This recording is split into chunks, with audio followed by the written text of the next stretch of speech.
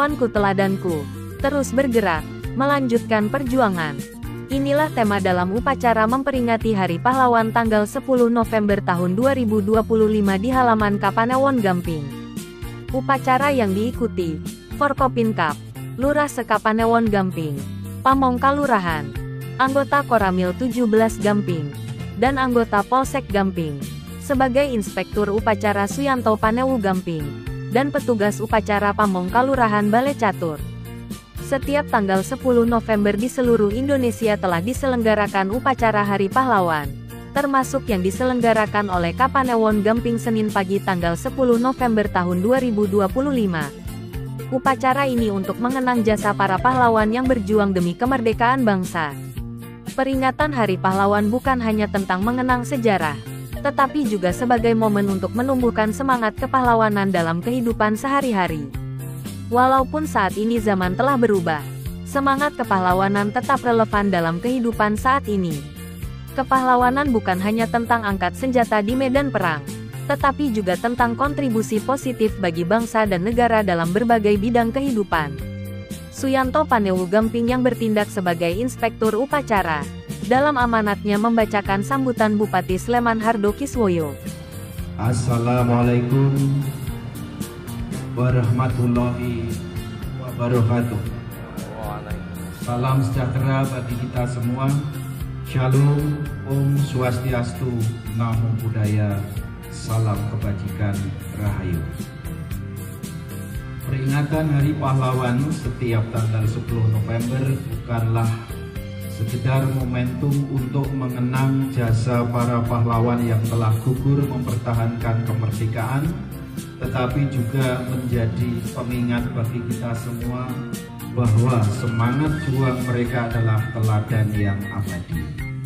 Pertempuran Surabaya 10 November 1945 merupakan pertempuran terbesar dan terberat dalam sejarah revolusi Indonesia dan menjadi simbol nasional atas perlawanan untuk menjaga kedaulatan negara Republik Indonesia. Mereka berjuang dengan penuh keikhlasan tanpa pamrih, berani mengorbankan jiwa dan raga demi tegaknya NKRI. Semangat itulah yang harus kita warisi, kita hidupkan dan kita wujudkan dalam karya nyata sesuai peran dan tanggung jawab kita masing-masing. Hal tersebut sesuai dengan tema peringatan Hari Pahlawan tahun 2025, yakni Pahlawanku Teladanku, terus bergerak melanjutkan perjuangan.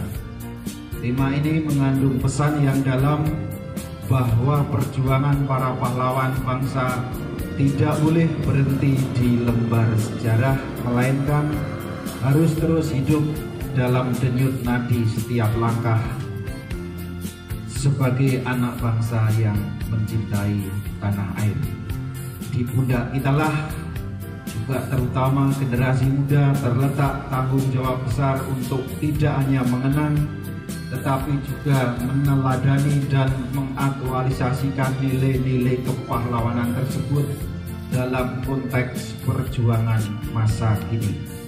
Setiap warga Sleman seyogianya meneladani dan mewarisi semangat kepahlawanan dan bergerak hatinya untuk berkontribusi nyata membangun Sleman sesuai dengan potensi dan profesi masing-masing.